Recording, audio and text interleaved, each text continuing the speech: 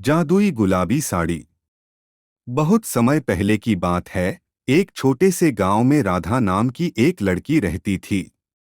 राधा की सादगी और खूबसूरती पूरे गांव में प्रसिद्ध थी। वह हमेशा अपनी माँ के साथ खेतों में काम करती और परिवार की देखभाल करती।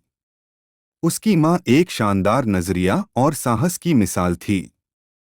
एक दिन उसकी माँ ने उसे अपनी पुरानी गुलाबी साड़ी दी और कहा, यह साड़ी हमारी परिवार की धरोहर है, इसे अच्छे से रखना। राधा ने साड़ी को बहुत ही स्नेह से संभल कर रखा। वही साड़ी उसकी माँ की थी और उससे भी पहले उसकी दादी की। लेकिन राधा को इस बात का बिल्कुल भी अंदाजा नहीं था कि यह साड़ी केवल एक साधारण साड़ी नहीं थी, बल्कि जादुई थी। एक रात जब राधा सो रही थी, उसे एक अजीब सपना आया। उसने देखा कि उसकी साड़ी के चारों ओर एक हल्की रोशनी फैली हुई थी और साड़ी से सुनहरी चमक आ रही थी। अचानक एक परी उसकी साड़ी से प्रकट हुई और बोली, राधा, ये साड़ी जादुई है। इसका प्रयोग तुम्हारे जीवन में खुशियां और समृद्धि लाने के लिए कर सकती हो। सुबह उठते ही राधा ने अपनी माँ से इस सपने के बारे में बताया, लेकिन उसकी माँ ने इसे सिर्फ एक सपना मानते हुए कहा, राधा, यह सिर्फ तुम्हारी कल्पना हो सकती है। परंतु अगर तुम्हें विश्वास है, तो इस साड़ी को पहनने में कोई हर्ज नहीं है। राधा ने उस साड़ी को पहन लिया और उसके बाद जो हुआ वह वाकई में आश्चर्यचकित करने वाला था। जब वह खेत में काम करने गई, तो वह हर पौधे को छूने से तुरंत फल और फूल से भर गया। उसका पूरा खेत हरा भरा और सुंदर हो गया। गांव के लोग ये चमत्कार देखकर अचंभित हो गए और राधा की खूब तारीफ करने लगे। कुछ समय बाद गांव में सूखा पड़ा। सारी फसलें बर्बाद हो गईं और लोग बहुत परेशान हो गए। गांव के बुजुर्ग राधा के पास आए और उसे कहा, राधा, तुम्हारी साड़ी में जादुई ताकत है। क्या तुम हमें बचा सकोगी? राधा ने सोचा और कहा, मैं कोशिश जरूर करूंगी।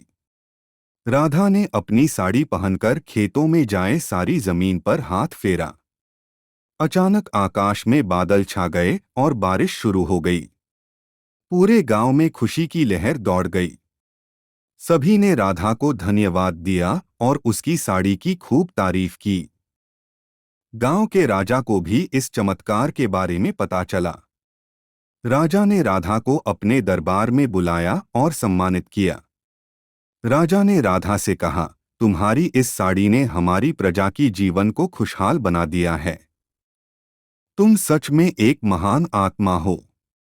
राधा ने उस साड़ी का केवल लोगों की भलाई के लिए इस्तेमाल किया।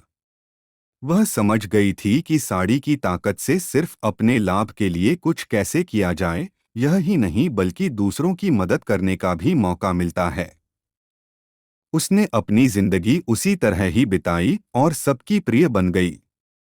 समय बीतता गया और राधा की कहानी सिर्फ गांव में ही नहीं बल्कि दूर दूर तक पहुंच गई।